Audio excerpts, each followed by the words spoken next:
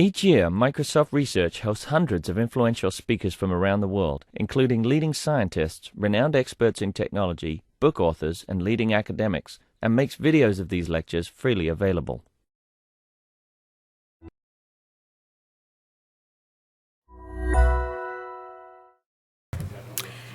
It was my great pleasure, and yet also was a bit gloomy to introduce Tom's concluding talk for his internship here.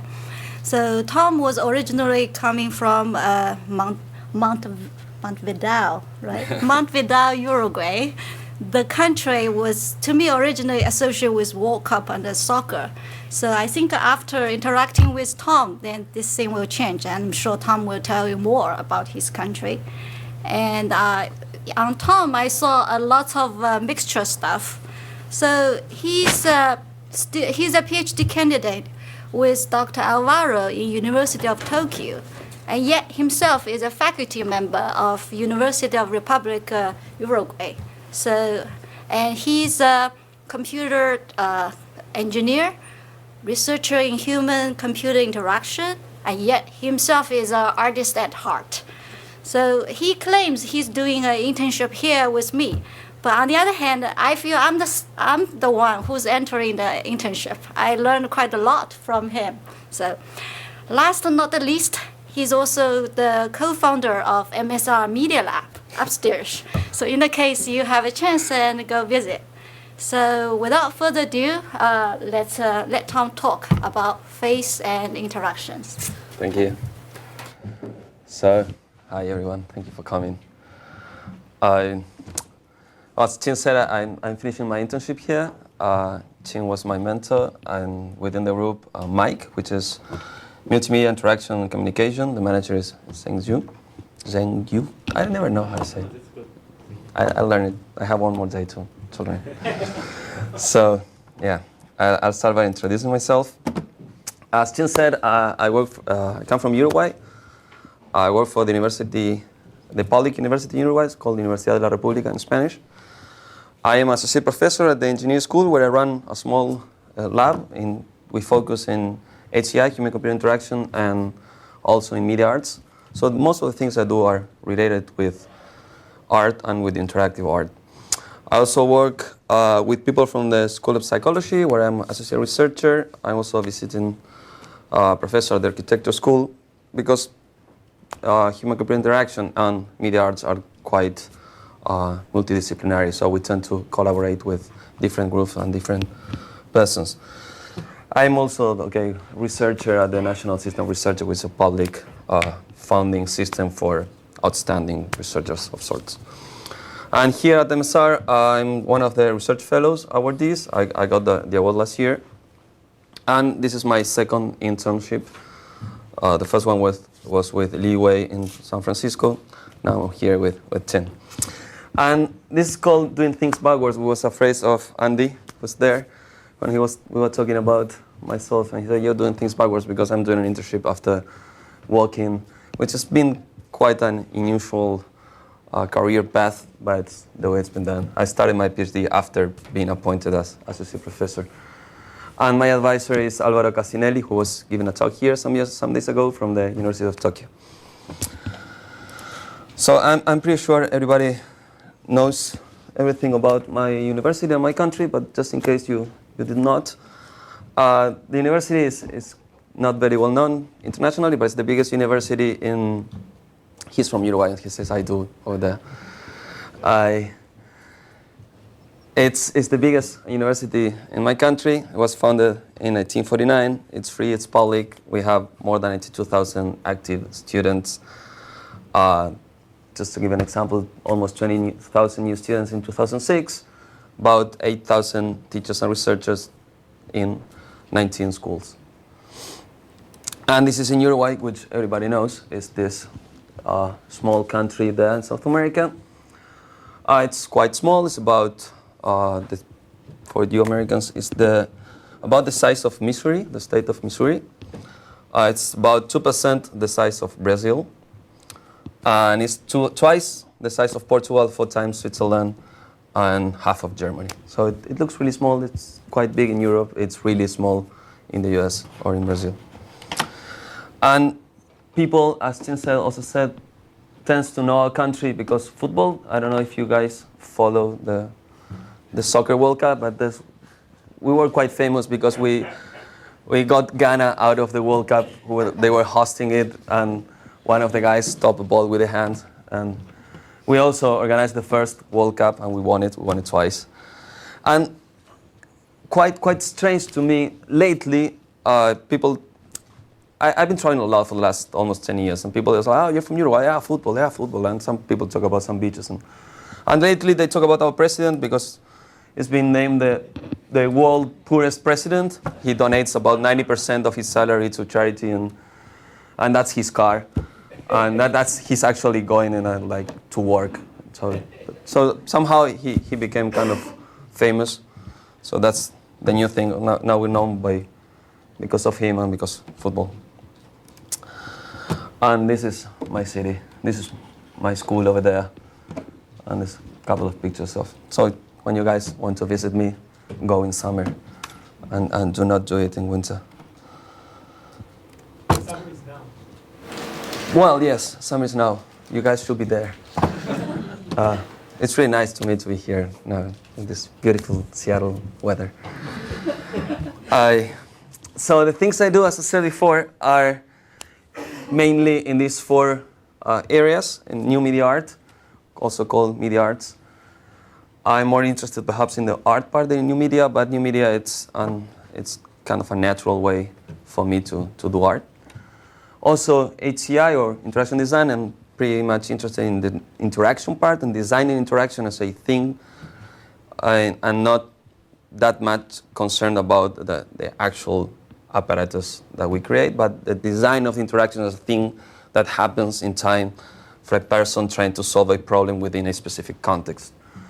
Also, in music, I tend to do computer music, but I'm more interested in music than in computers.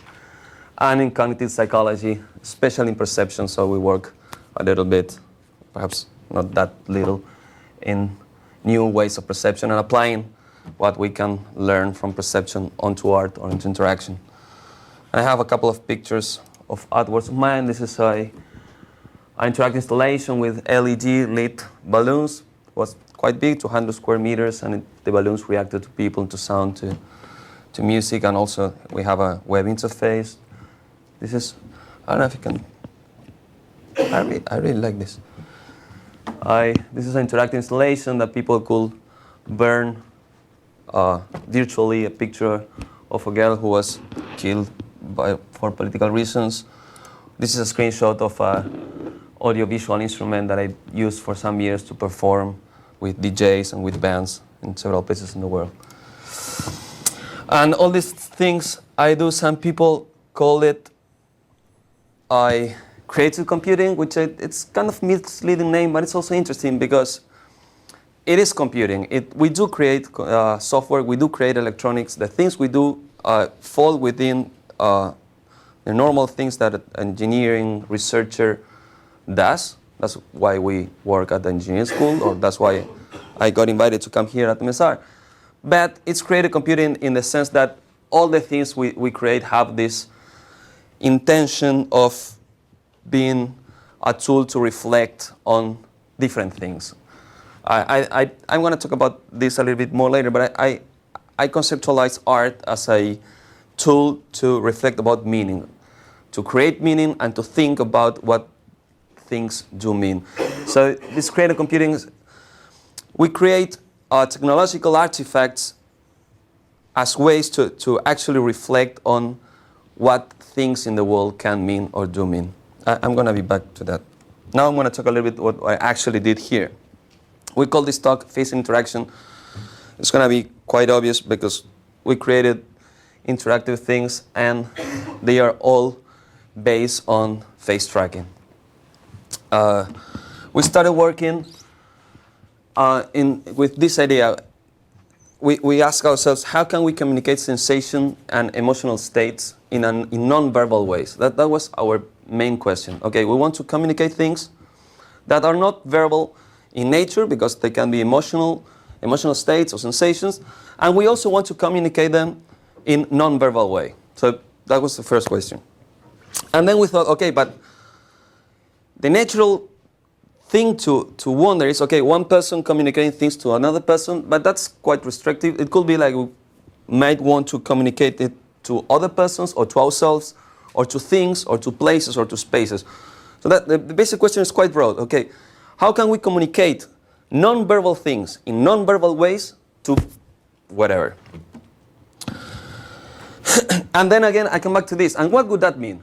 What if we are communicating some feeling to another person or to this can? What does it mean in terms of what we think about the thing that we are communicating and the communication act itself? So we're talking about sensations and emotional states, and to be able to communicate that, we somehow need to measure that. Somehow we need to have a representation of that.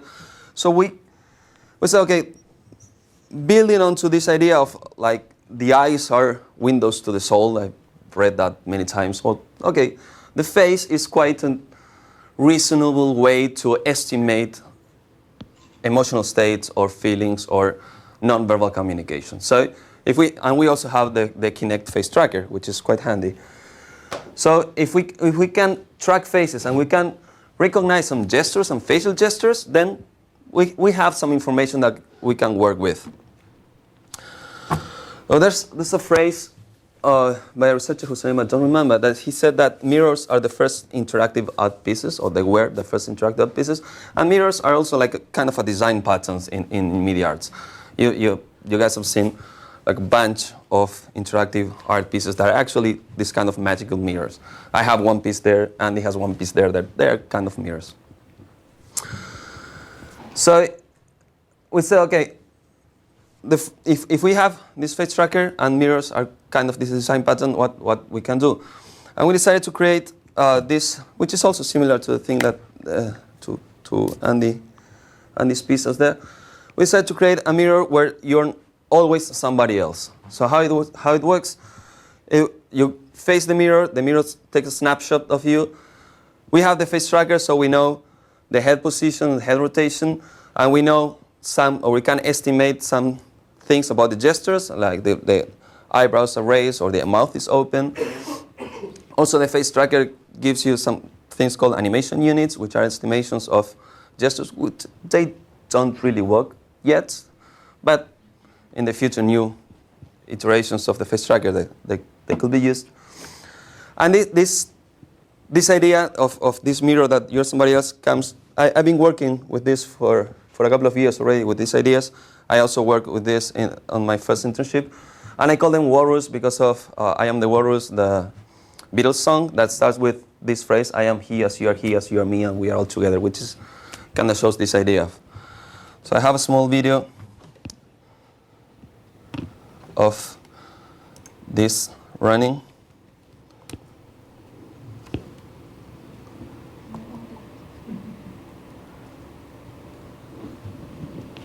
There's no audio, is it?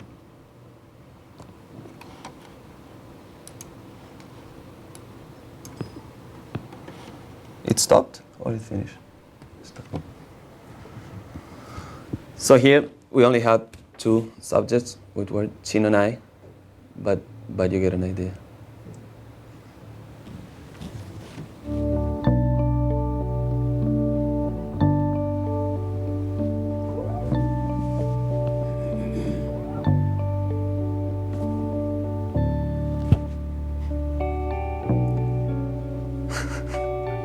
And the PowerPoint is not very happy with the video. I think if I close it and open again, it works. I'm going to do that. Sorry.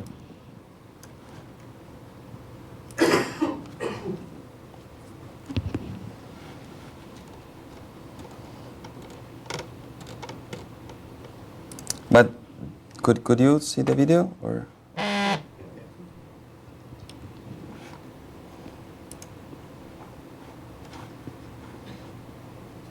So I'll continue.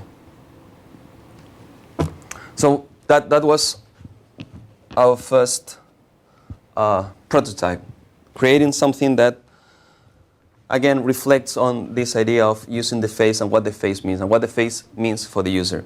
What does it? We also always associate our faces or faces with one person. Or, okay, this prototype tries to reflect on that, on separate our image, our preconceived image from ourselves. In that video, we only had 2 subjects. If that would run for longer time, then you will always get somebody else.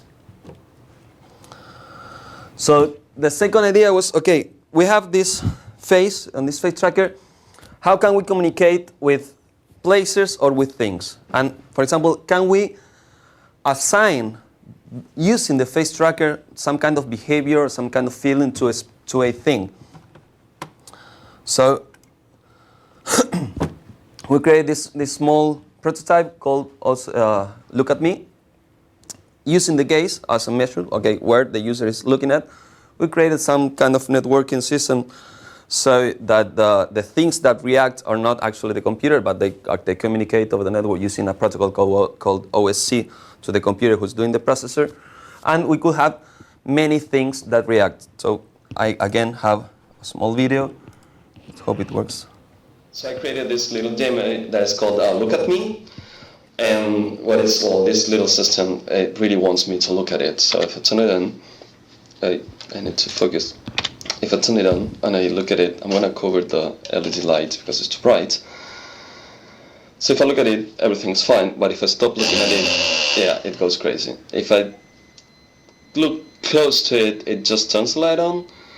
If I look at it, it stops. If I look away, I don't know what's happening. And if I look really away, the motor starts vibrating, and it forces me to look at it. I've been trying it for a little while, and it really makes me look at it. So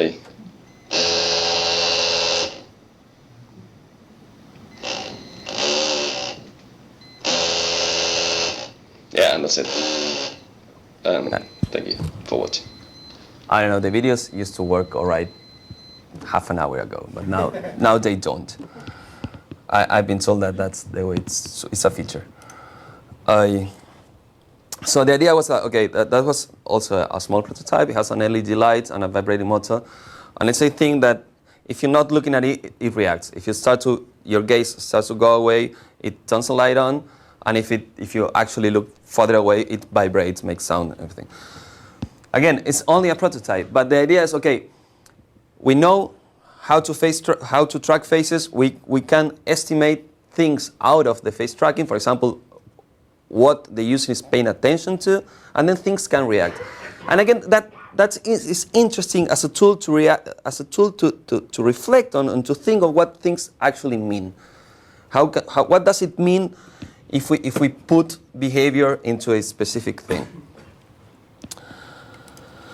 But also, it can be not only things but places. So we did another. It's more of an artwork.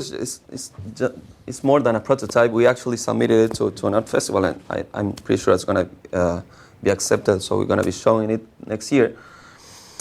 So we have more questions. If instead of thinking about things, we think about places, spaces, rooms. One natural thing that I think that I've been reflecting on for quite a long time is this room is different after we used it. If you come back here and you know that, I don't know, Albert Einstein was giving a lecture here, do you think this room is different?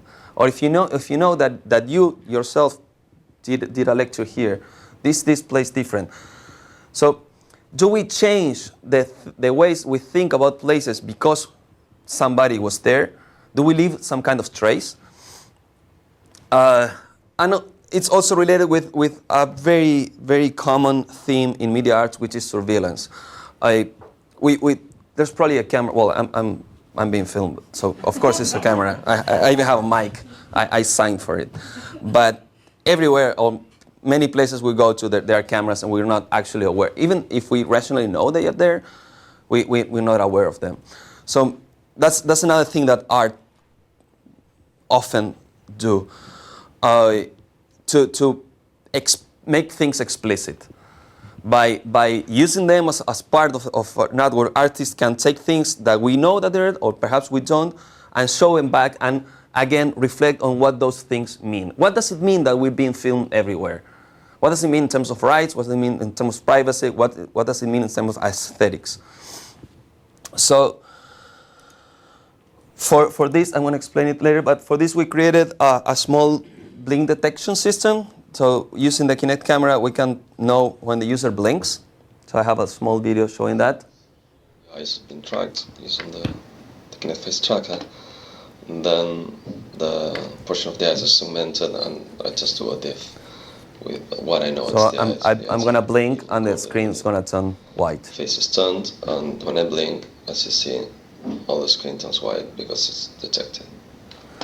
So we did that, and we created this artwork called Traces, which also has some poetry in it. That's another aspect that is very interesting to me. What's the poetry of the poetic aspects of the things that that we can create? So this is an artwork that captures when users of a space blink, takes a snapshot of the face with the eyes closed, and project the faces onto that place. So the idea is that you go to somewhere and you see some blurry faces that are fading away with the eyes closed, and then you think, okay, what's happening here? And you blink, and your face gets captured, and your face is one of the faces that are there. So I have yet another video.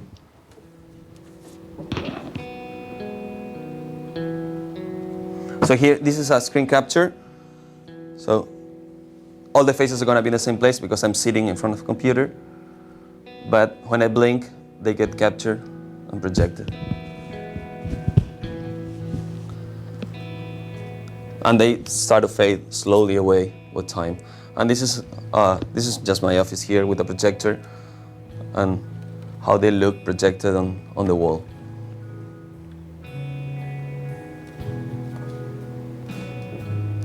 And this is in one of the big monitors that we have. Just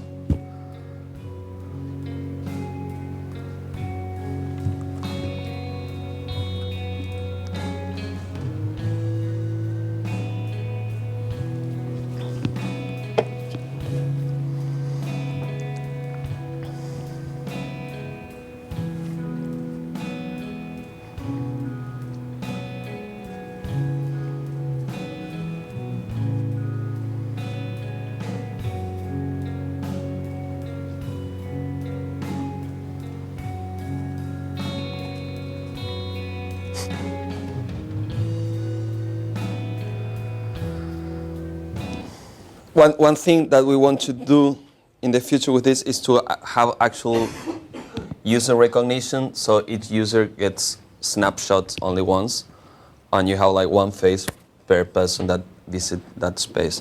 And it's not going to be shown in a screen like this, and it's going to be projected onto a big place. We probably will need to use more than one camera because I don't like the idea of all the faces like crumbling together.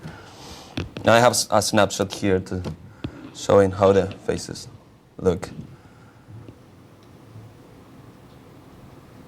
with the eyes closed and fading away. But this communication, as I said, okay, the natural thing is to ask how two users can communicate. How can we use this thing of nonverbal face-based communication, playful communication between two users? So we started thinking, okay, we can use vibrating motors to communicate things. We can use tactile feedback from the system to one user and try to send some information that. So when we thought about vibration motors, one of the things that we wanted to do that we ended not implementing it, but we have everything done for it. It was, for example, having some vibrating motors in the joints that react to music. So for example, a deaf person could dance or could be helped to dance, or somebody who wants to learn to dance could be teach how to learn how to dance using that.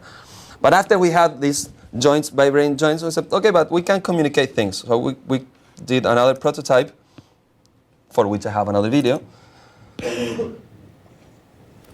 which So we're mapping here the gates to the vibration motors. So let's try it. Okay, so Tom has some power over me. When he look at this direction, this motor vibrates. And look at this direction, this one vibrates. is to close up. Yeah, currently this thing is vibrating. You can see from the tag. And then he's looking at that. So I can feel which direction he's looking at by these two motors. Or should I dance? Your gaze. So again, here we are communicating where one user is looking at to some tactile feedback. But then we said, okay, we have music that can turn into vibration, or gates that can turn vibration. What happens if the things we're sensing, can they turn into music? So we did the other thing, which was to track the phase and to create some sounds. So welcome to this little demo, what I've done so far. This is one of the here first at videos I did, so it took a lot. What we have here is my But I kind of like it that it explains the system, because we worked a lot into how to use our system within professional sound making software, which was kind of a hard problem to solve. To see that it works. What I've added is MIDI communication with Aural Live. We have it here, which is sound production software. We have two MIDI instruments here and one audio instrument.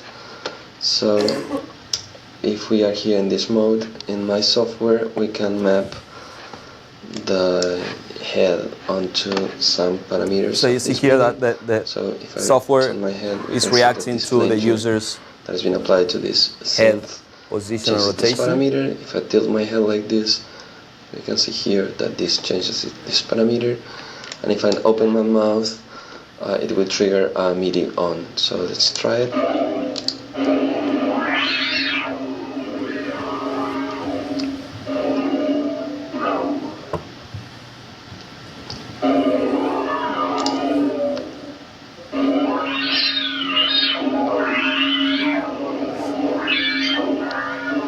Of course, it also works with other.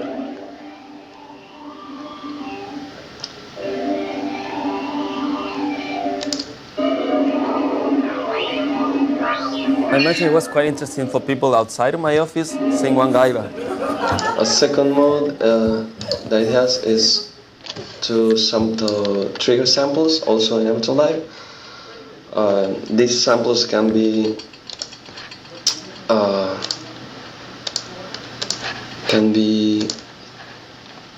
here, can be worked or not, can be on time or not. Here it's just with the notes on. So okay, let's just move. When I open my mouth, it's gonna trigger a new sample.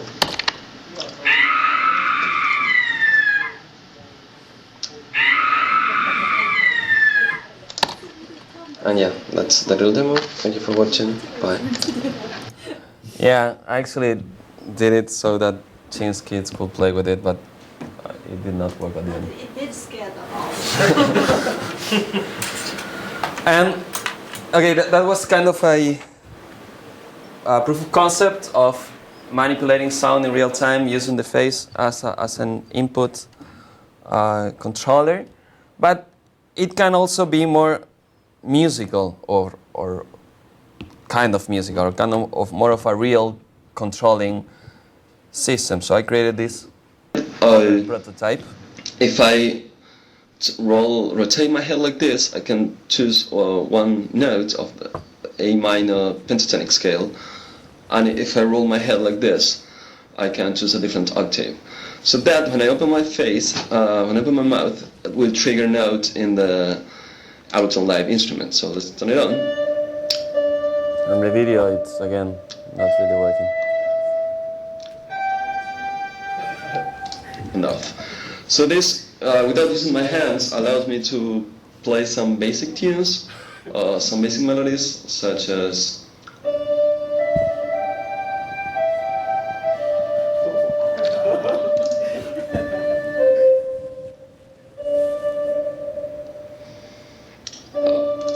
the tracker sometimes has problems following whether the mouth is open or not, especially when the head is rotated. Let's see how it works.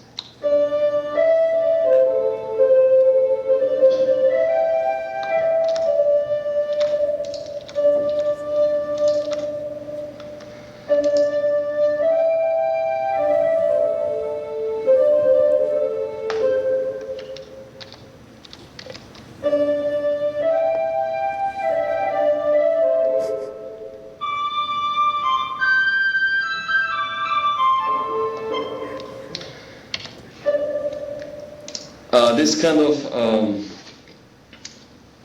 handless interface allows me to, for example, to play my uke and try to make a melody with my head while I'm playing the uke at the same time.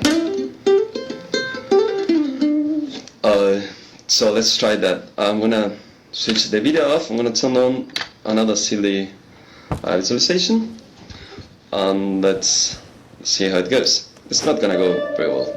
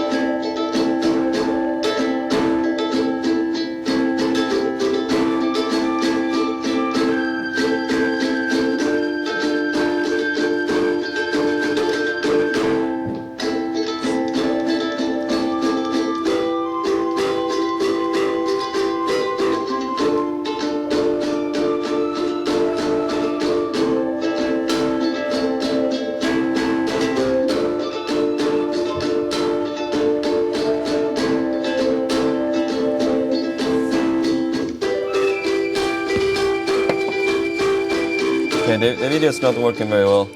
Let's stop it. Outside the PowerPoint? Yes, I can do it later. Okay. It's, I don't know, it's kind of, I'll do it later. I really like it actually. So did you have to practice a lot? No, that's one good thing. There was absolutely no practice at all. It was the first take, and it. I mean, it's very, very, very bad music and very simple. It's A minor pentatonic scale, and they're like the blues notes. So it's like A, E, and G or F. I don't remember. But anyways, with basic musical skills, it's immediate how to play this. And it's as immediate as useless. Again, it's like a toy. Yeah, of course.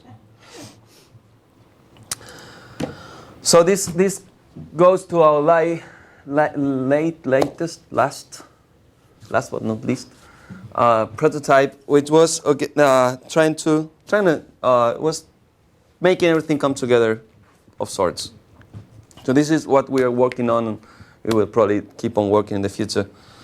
Which is, okay, from the face, go to vibration, go to music, and also here is what we call the virtual choir, which is taking this idea of one mirror that you're always somebody else, but replicating it into several different faces. So we built a matrix of 9 faces when it's the real mirror in the center, and then always somebody else on the other 8. And when you open your mouth, those other 8 persons create sound, and that sound is spatialized. So Qin has a system of spatializing sound. I've been trying to say that word for 2 months already. Anyway, to do that with sound, and again, it has nonverbal communication because we designed a vibrating vest of sorts. It's the facial controller and the specialized sound. So here's just a screenshot of my face coming back with different faces from the database. This is one test run in the it's a really bad picture. In the monitor with the faces there and all the sound system here with the specializing. Yeah, and this is Qin. And this is our vibrating vest. So I should have brought it here. I was going to, but I forgot. So it's a backpack with 12 motors that they can vibrate, and we can control them with. They react to sound, but you can control them again with the head rotation and gaze. I'm gonna try to get that for security. I met one artist in Japan last time I was there. That he's a media artist and he works with this kind of things. So he went through security here in the U.S. and his bag was full of these kind of things. So he got stopped, and when we and then he got went through all the scanners and everything, and then when we finally was waiting for his bag, has been taken to a room and exploded. So these things are. If it really explodes, we'll go for top blank. No. I mean the security personnel put it there and bombed it. They made it explode just in case. I was talking about this vest. Yeah, no, but I'm saying that. Imagine going through this through the airport. Like I have this backpack with. So this is a close-up of the vest with the motors, and this is a video of them. Oh no, it's a video of me doing more silly things. Yes, your face sounds good.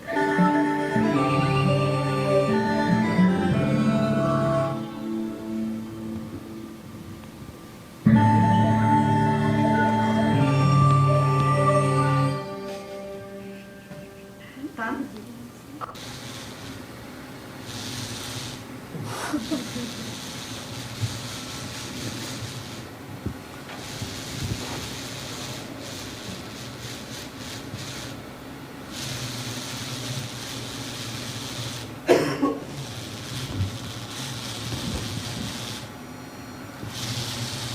Okay. I also have those videos working in a real, better way. So what this is what we ended up doing from the face, communicating the face and what we can estimate, or we think that we can estimate about the internal state of the user or the performer or the desires of the performer into several things. We could map it into things or into the space or here, or into the user himself or into different users or into music, or have the user react from the music in this kind of self-reflecting system. The vest vibrates. We've been trying different ways of having it react. We still don't know, and that which is kind of interesting, which will be the best. And we still don't know what will it be the best for after we know it's the best. But we only know that we're trying to communicate something. But in this kind of big system, we still don't have a specific purpose for it. It's an interesting art installation. It's an interesting performance if you see somebody using it. But we still need to reflect and to think about where does it point to.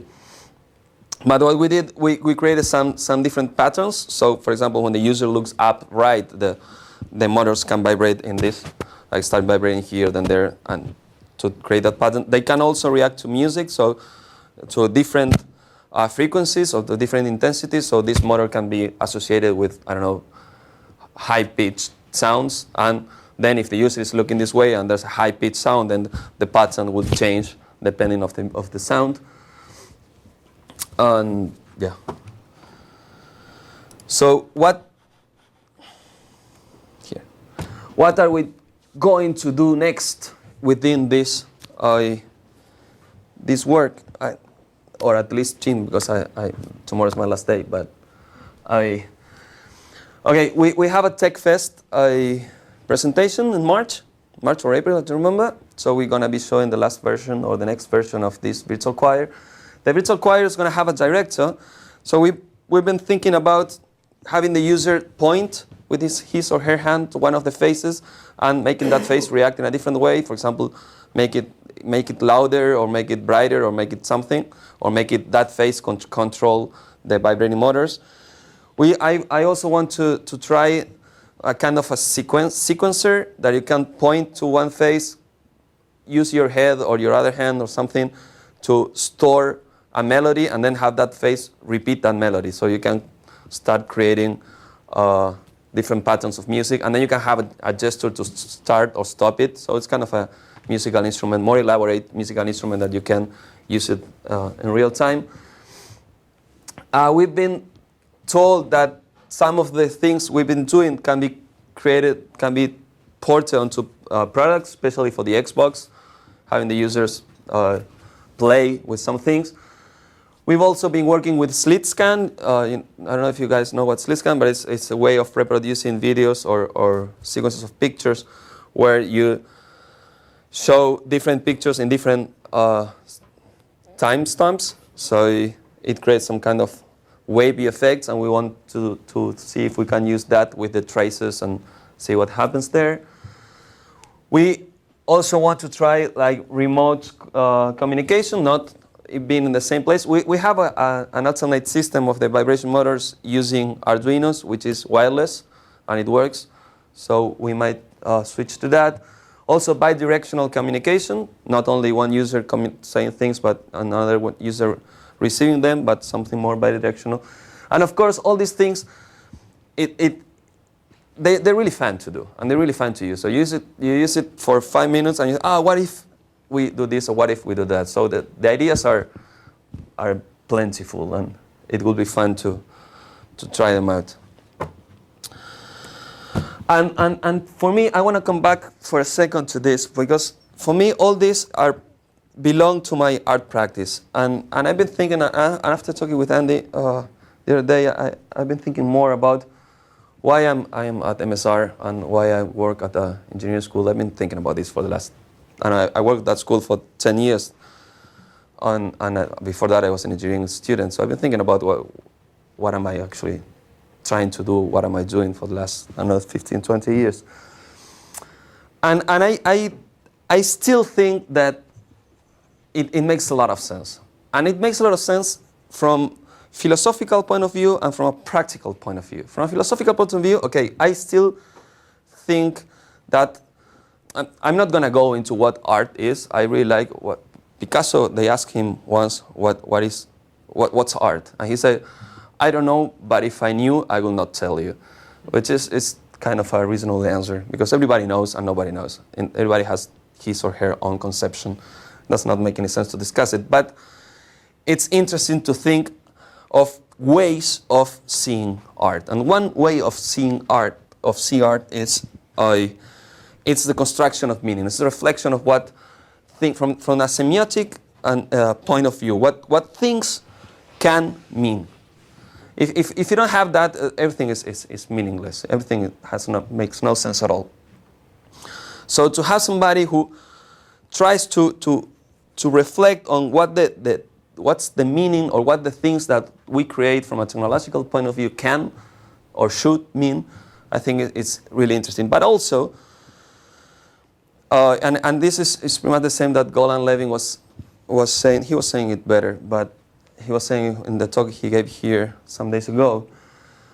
And it goes with this idea of creative coding. It is a creative activity that immediately pushes the boundaries of the technological artifacts that we have. So it only takes you a little bit of work to start thinking it'd be awesome if the software of the hardware could do this or could do that. And I think that's very important for any research institute to try to push the boundaries of what would you expect from any technological artifact, being it software or hardware or both. With the face tracker, it was immediate. Oh, it'd be awesome if the face tracker could recognize persons, or we could actually measure, emotional states from facial expressions. Or, my fiancée is from Lithuania, and if you read any travel guide about Lithuania, one of the things you read is do not smile, because people don't smile there. So if you smile to people, they think you are making fun of them or that you have mental problems. It would be interesting to have software or to have an appliance that helps you not to smile in Lithuania. Or what happens if you think about an appliance that only works when you smile? I don't know, your phone, you're a person with emotional depression, with anger management problems. Okay, why don't you buy a phone that only allows you to pick it up when you're smiling? We all know there are plentiful psychology research studies that if you smile a lot, you actually get happier. So why not? I mean, it's immediate after you start reflecting on what the things can mean, how to take that into, I don't know, several loop of feedback of creating things. So to end, I would really like to thank Qin. It's been really fun to work with her these 3 months, and thank you and everybody. I love you all. World peace. And with Qin, we created the MSR Media Lab. As we have a sign for it, which is our workspace on the third floor. So as Qin said before, you are all welcome to go up and see what we've been doing and to play with things. Yeah, and that's it. Thank you. Let's talk about things. I also have a website with some things I've been doing for the last decade or so you're all welcome to take a look at them. And what time is it? And we have time to talk. We can see the videos or whatever. Any questions? What? Can you replay some of the video Yes. outside the PowerPoint? I have the videos.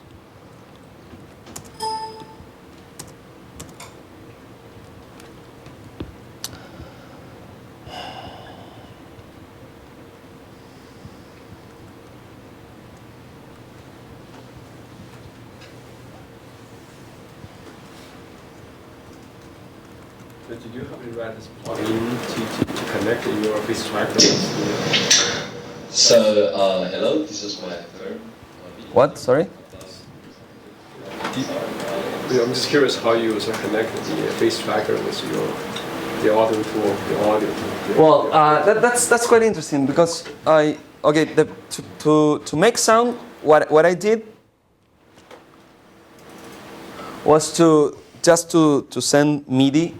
MIDI, it's musical instrument device interconnection. It's a standard protocol to connect musical instruments.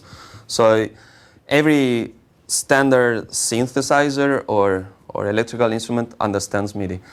So my software, we have like a loopback MIDI connection. It's like a virtual cable. So my software outputs MIDI and the synth listens to MIDI and outputs the sound. But to connect it with a 3D, I'm going to say 3D, with a 3D system of Qin, it was quite of a tinkering, interesting problem because my software outputs 9 different MIDI channels, then the synthesizer listens to that and outputs 9 different audio streams to virtual audio cables, which is a third vendor software that emulates a cable that goes, but actually an audio cable that goes out and in.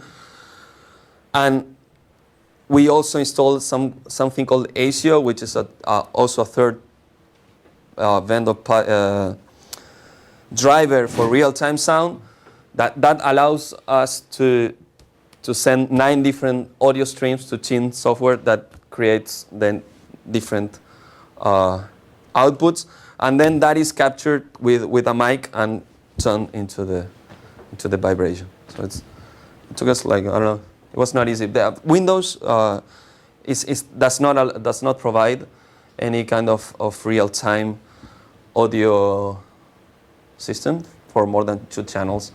So it depends on the driver of the sound card or some software that you need to make it work. And here.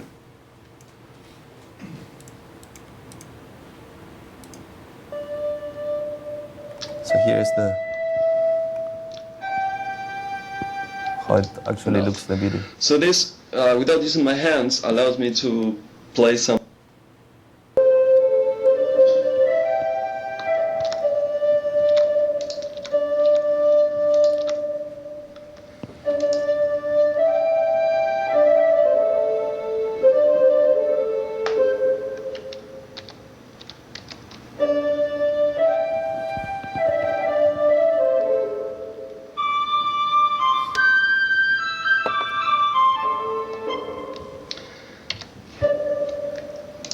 This kind of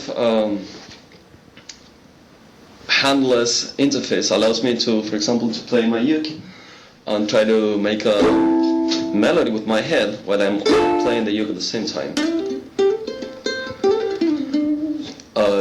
So let's try that. I'm gonna switch the video off. I'm gonna turn on another silly visualization, and let's see how it goes. It's not gonna go very well.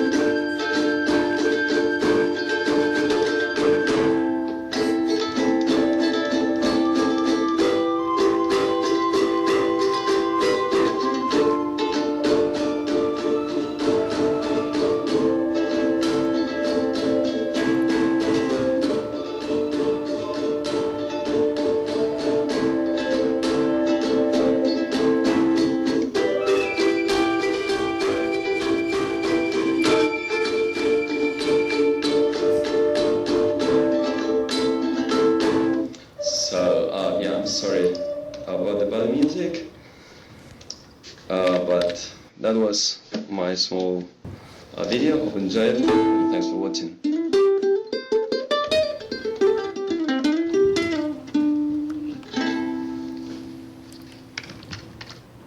And That was very good. I like that. and You should post it in YouTube. yeah, I've been told that I'm not allowed to because everything It's okay. I thought belongs to Microsoft. So may I ask you a question? Of course. So basically, we are designed to use this part to sense the word rather than working. But your work is trying to use this part to work. My question is this a natural way or? Well, it is and it's not. For example, this way of making music is absolutely not natural. I mean, you all like doing this. One thing that while testing my different prototypes, I got dizzy a lot of times. I taking the blink detector, doing this, and then shaking my head to see if it worked in different conditions. So it's really not natural to use. But at the same time, it is, because you're making a facial expression that is telling me that you're actually paying attention to what I do. So you are communicating without saying anything. But you are consuming the space, but Yeah. not me. So But you're sending. Yeah, I send a You're message. not shaking your head dumbly, but you are sending something without actually talking. So that was pretty much the idea, to take that idea. And also, as a user, it's really interesting that when you open your mouth, it makes sounds, which is something you're used to, but you're not actually making it. It's really weird because it feels like you're singing, but you're singing with the voice that comes from, I don't know. It's natural and it's not. And that happens a lot when you work in these things. You want to do things that feel natural from an HCI point of view. You want to take natural interaction, natural user interfaces, but you also want to do things that are not natural, that are disruptive, that it situates the user in a different. So it works both ways. Thanks.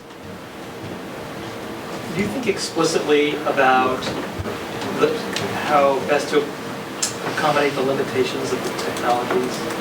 So for example, in your singing there, you arranged it so that the head went in octaves. So if the thing made a mistake on an octave, it actually didn't sound bad. Like if you had made some other thing, it would have sounded terrible. So, and there are other examples. And I wonder if you sort of consciously try to. Yes and no. This has many aspects. In the musical part, it was on purpose and it was by design because it's A minor pentatonic, so everything was going to sound all right. You can't shake your head without any kind of meaning, and it's going to sound pretty much all right. So that was taken into account. But also, okay, when you create an interactive art piece, you want to take the border case into account and to know that the user is going to have like a pleasant or interesting or artistic experience all the time. But also you're extremely open to serendipity. You're extremely open to see what happens. There's one author that calls happy mistakes. So it doesn't really matter from one point of view if it does not sound all right. And that happens a lot. And in my classes, I teach a course on HCI, and there's one class that I open it asking the students what's better as a musical instrument, a CD player or a violin. And okay, discuss. And I don't know, it's a rich discussion. So the CD player does not allow you to make any mistake, and if you take a violin, you're not a violinist, it's going to sound terrible. So if you're creating a tool for expression, you are always playing with this balance between giving freedom to the user and trying to help him in his performance. And there's a third aspect that is I do come from Uruguay, so I'm extremely used to working with very limited hardware, and so the idea of taking something like the Kinect Face Tracker, which is kind of a basic tool, and trying to make the most out of it systematically, it's pretty much the way I'm used to work, which is, I think it's a good way to work actually. Yeah, I'm sorry. Do you see any possibility there for maybe being something around, like when I think of anything that does text-to-speech or anything that does like translating of language, because there's a lot of assumption of like, you can't really understand the tone or anything like that. If there's a way that you could like capture the person's emotion as they're writing or something like that, and like you could display that in the output. I don't know. That'd be awesome. Yeah. If there's a way, yeah, perhaps. I'm sure there is. I have no idea how to do it, but yeah, let's do it. So you might be converting face expressions, motions to music. How about converting the code programs to music? Oh yes. It's That would be interesting. it is, and algorithmic composition. It's a very rich area. There's a bunch of people working on that. There are people who are actually converting like a function to the code. Yeah. And I can show you awesome things that have been done. That sounds cool.